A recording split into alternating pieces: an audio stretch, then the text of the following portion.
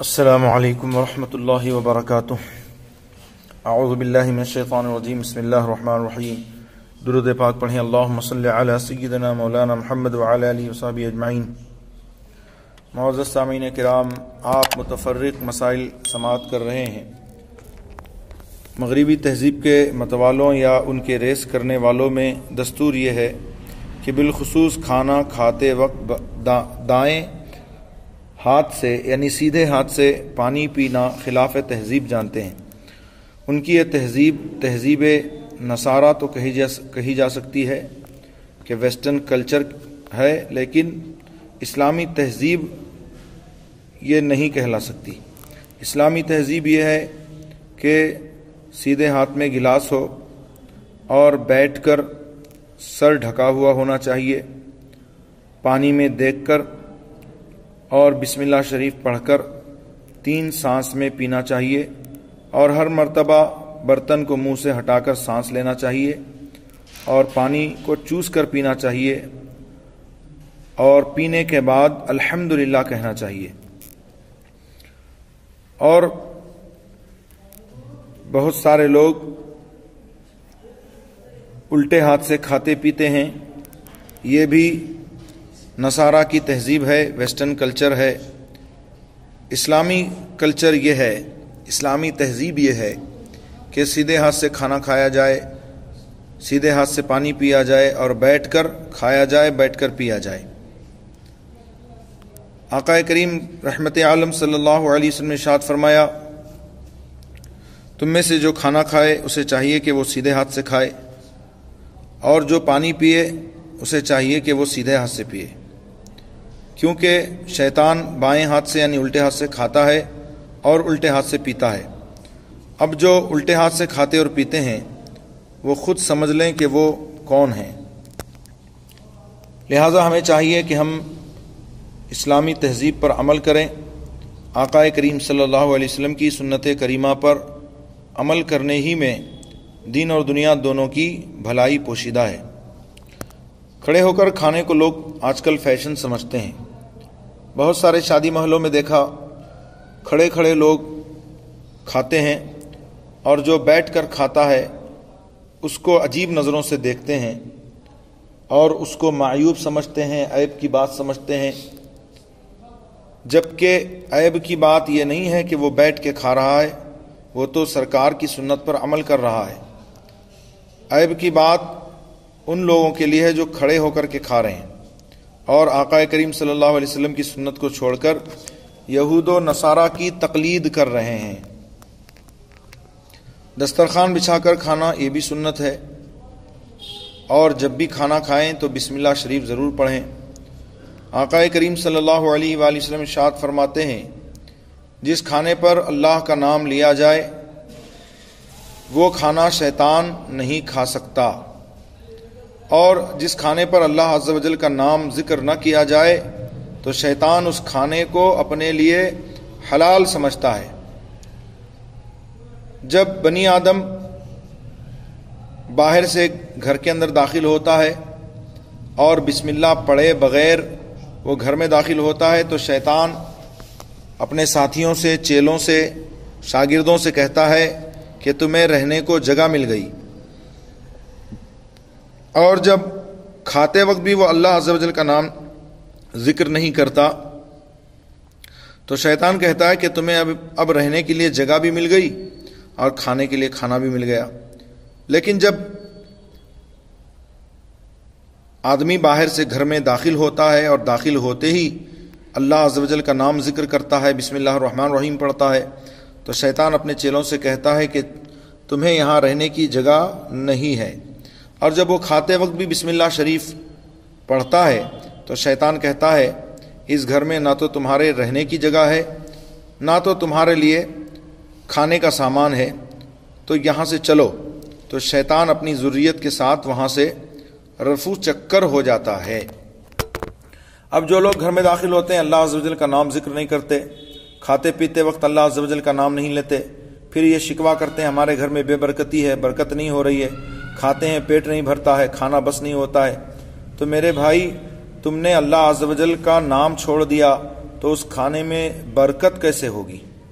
تو کھانے میں برکت آپ چاہتے ہو اور یہ چاہتے ہو کہ اس کھانے سے آپ کے بدن میں توانائی آئے اور طاقت آئے، تو آپ کو چاہیے کہ آپ ہمیشہ کھاتے اور پیتے وقت اللہ عز و جل کا نام ضرور ذکر کریں، اور اپنے بچوں کو بھی عادت ڈالیں کہ وہ بھی جب بھی کھائیں یا پئیں تو بسم اللہ الرحمن الرحیم پڑھیں، اور کھانے کے بعد الحمدللہ ضرور کہیں۔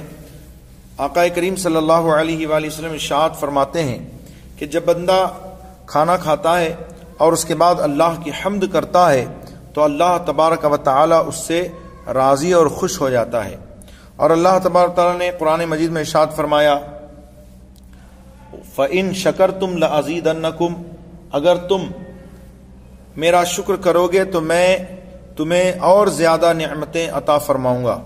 تو جو بندہ اللہ کی نعمتیں کھا کر اللہ تعالیٰ کا شکر ادا کرتا ہے تو اس کی نعمتیں بڑھا دی جاتی ہیں، اور جو شکر نہیں کرتا، ہمیشہ ناشکری میں لگا رہتا ہے، تو اس کی نعمت گھٹ جاتی ہے اور ہمیشہ اس کے گھر میں بے برکتی رہتی ہے۔ گلاس میں بچے ہوئے پانی کو عموماً لوگ پھینک دیتے ہیں، یہ اسراف ہے، فضول خرچی ہے۔ اللہ تعالیٰ نے قرآن میں ارشاد فرمایا وَلَا تُبَذِّرْ تَبْذِيرًا، فضول نہ اڑا، فضول اڑانا۔ ان المبذرین کانوا اخوان الشیاطین، بے شک فضول اڑانے والے شیطان کے بھائی ہیں۔ گلاس میں بچا ہوا پانی پھینک دینا اسراف ہے، فضول خرچی ہے، اور لوگ سمجھتے ہیں جھوٹے کو مکروہ جانتے ہیں، مسلمان کے جھوٹے کو، اور جھوٹا پانی یا جھوٹا کھانا نہیں کھاتے، جبکہ مومن کے جھوٹے میں شفا ہے۔ ہاں، کافر کے جھوٹے سے بچنا چاہیے، اور چاہیے کہ اتنا پانی لے جتنا وہ پی سکتا ہے، اور اگر نہیں پی سک رہا ہے، بچ گیا تو اس کو نہ پھینکے بلکہ کسی مسلمان کو دے دے اور وہ پی لے۔ بچوں کو بسم اللہ پڑھانے کے موقع پر بسم اللہ خوانی ہوتی ہے۔ بچہ جب 4 سال 4 مہینے 4 دن کا ہوتا ہے تو بزرگان دین کی یہ سنت ہے، بزرگان دین کا یہ طریقہ رہا ہے کہ وہ بسم اللہ خوانی اپنے بچوں کی کرواتے تھے۔ جتنے بھی اولیاء کرام رضوان اللہ علیہم اجمعین گزرے ہیں تو ان تمام حضرات کی تقریباً اکثر و بیشتر بسم اللہ خوانی 4 سال 4 مہینے 4 دن میں ہوئی ہے۔ تو ایک طریقہ چلا آ رہا ہے بزرگان دین سے، تو اچھی بات ہے۔ بچہ جب 4 سال 4 مہینے 4 دن کا ہو تو اس کی بسم اللہ خوانی کرائی جائے۔ تو ہوتا یہ ہے کہ کسی عالم کو بلاتے ہیں اور پھر اس موقع سے اللہ تعالیٰ نے استطاعت دی ہے تو کچھ لوگ دعوت بھی کرتے ہیں، ضیافت بھی کرتے ہیں، اس میں کوئی حرج نہیں ہے۔ لیکن یاد رکھیں کہ بسم اللہ خوانی ہرگز بدعقیدہ مولوی سے نہ کروائیں، جو رافضی، شیعہ، دیوبندی، وہابی، قادیانی، جماعت اسلامی یا جماعت اہل حدیث یا کسی اور جماعت کا ہو، خالص سنی عقائد رکھنے والا، سنی صحیح العقیدہ عالم سے ہی اپنے بچے کی بسم اللہ خوانی کروائیں۔ کیونکہ آپ اگر بدعقیدہ مولوی کو بلا کر بسم اللہ خوانی کروائیں گے تو ظاہر سی بات ہے اسی کا اثر اس بچے میں ہوگا۔ اگر آپ سنی صحیح العقیدہ، محب رسول، محب اہل بیت، محب صحابہ، محب اولیاء عالم کو بلا کر بچے کی بسم اللہ خوانی کروائیں گے تو اس کا اثر اس بچے پر پڑے گا، اور وہ بچہ بھی عاشق رسول ہوگا، عاشق اہل بیت ہوگا، عاشق صحابہ ہوگا، محب اولیاء ہوگا، اور بزرگان دین کے راستے پر چلنے والا ہوگا، اور بزرگان دین کی رحمتیں اور بزرگان دین کا فیض اس میں شامل ہوگا۔ لہٰذا سنی صحیح العقیدہ عالم ہی سے اپنے بچوں کی بسم اللہ خوانی کروائیے۔ بسم اللہ خوانی کے موقع سے بچوں کو بسم اللہ پڑھانے کے موقع پر چاندی کی دوات، قلم اور تختی لا کر رکھتے ہیں۔ یہ چیزیں استعمال میں نہیں آتی، بلکہ پڑھانے والے کو دے دی جاتی ہیں، اس میں حرج نہیں ہے، بلکہ بہتر ہے کہ احسن طریقے پر ایک مسلمان کی جو قابل عزت و لائق تعظیم ہے، اعانت بھی ہو گئی، مدد بھی ہو گئی، اور دینے والے کی قلبی مسرت یعنی دل کی خوشی کا سامان بھی ہو گیا۔ ہاں یہ ضروری ہے کہ اس میں ریا نہ آنے پائے، دکھاوا۔ جب لڑکے اور لڑکی کی عمر 10 سال کی ہو جائے تو ان کو الگ الگ سلانا چاہیے، یعنی لڑکا جب اتنا بڑا ہو جائے یعنی 10 سال کا ہو جائے تو اپنی ماں بہن یا کسی عورت کے ساتھ نہ سوئے، اور لڑکی جب اس عمر تک پہنچ جائے تو وہ اپنے باپ، بھائی یا کسی اور مرد کے پاس ہرگز نہ سوئے، بلکہ میاں بیوی جب ایک چارپائی یعنی ایک پلنگ پر سوئیں تو 10 برس کے بچے کو خواہ لڑکا ہو یا لڑکی اپنے ساتھ نہ سلائیں۔ اگر ایسے مکان میں جانا ہو کہ اس میں کوئی نہیں تو یہ کہنا چاہیے السلام علینا وعلی عباد اللہ الصالحین، سلام ہو ہم پر اور اللہ کے نیک بندوں پر۔ فرشتے اس سلام کا جواب دیں گے، سبحان اللہ۔ رد المحتار، یا اس طرح کہے السلام علیکہ ایھا النبی، اے اللہ کے نبی آپ پر سلام۔ کیا عجب کہ یہ سلام قبول ہو جائے اور جواب میں سلامتیوں اور رحمتوں سے نوازا جائے، کیونکہ حضور اقدس صلی اللہ علیہ وسلم کی روح مبارک مسلمانوں کے گھروں میں موجود ہے، سبحان اللہ سبحان اللہ۔ بحوالہ مرقات، اللہ تبارک تعالیٰ اپنے حبیب علیہ الصلوۃ والتسلیم کی رحمتوں سے ہم سب کو مالا مال فرمائے۔ اکثر جگہ بالخصوص عورتوں میں یہ طریقہ ہے کہ چھوٹا جب بڑے کو سلام کرتا ہے تو وہ جواب میں کہہ دیتا ہے جیتے رہو۔ یہ سلام کا جواب نہیں، بلکہ یہ جواب زمانے جاہلیت میں کفار یعنی کافر دیا کرتے تھے۔ وہ کہتے تھے حیاک اللہ، یعنی اللہ تعالیٰ تمہیں جیتا رکھے۔ اسلام نے یہ بتایا کہ جواب میں وعلیکم السلام کہا جائے۔ سرکار اعلیٰ حضرت امام اہل سنت مجدد دین و ملت امام احمد رضا فاضل بریلوی علیہ رحمۃ رضوان چھوٹے سے ہیں، استاذ کے پاس سبق پڑھ رہے ہیں، ایک بچہ آیا اور اس نے استاذ کو سلام کیا، تو جواب میں استاذ نے کہا کہ جیتے رہو۔ سرکار اعلیٰ حضرت امام احمد رضا فاضل بریلوی علیہ رحمۃ رضوان نے عرض کیا کہ یہ تو سلام کا جواب نہ ہوا، وعلیکم السلام کہنا چاہیے تھا۔ اللہ اکبر۔ استاذ نے حضور اعلیٰ حضرت کو شاباشی دی اور کہا کہ شہزادے آپ نے بالکل درست کہا۔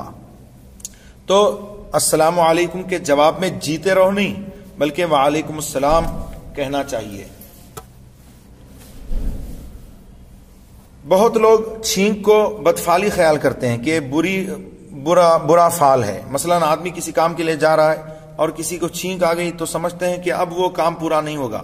یہ جہالت ہے کہ بدفعلی کوئی چیز نہیں، اور ایسی چیز کو بدفعلی کہنا جس کو حدیث میں شاہد عدل یعنی سچا گواہ فرمایا، اور بھی سخت غلطی ہے۔ حدیث پاک میں ہے کسی بات کے وقت جو ہے چھینک آ جائے تو وہ بات شاہد عدل ہے، یعنی وہ بات سچی ہے۔ اللہ تعالیٰ اپنے حبیب علیہ الصلاۃ والتسلیم کے صدقے ہم سب کو احکام شرعیہ پر دل و جان سے عمل کی توفیق عطا فرمائے، اور ہمیں زیادہ سے زیادہ علم دین سیکھنے اور اس پر عمل کرنے کی توفیق عطا فرمائے۔ استغفر اللہ ربی من کل ذنب واتوب الیہ، لا الہ الا اللہ محمد الرسول اللہ صلی اللہ تعالی علیہ وسلم۔ فقیر فیاض علی قادری رضوی، خطیب و امام مسجد گلشن بغداد بنگلور، آپ سے درخواست کرتا ہے کہ اس درس کو خود بھی سنیے اور دوست و احباب کو شیئر کیجیے۔ فجزاکم اللہ تعالی احسن الجزاء۔ السلام علیکم ورحمۃ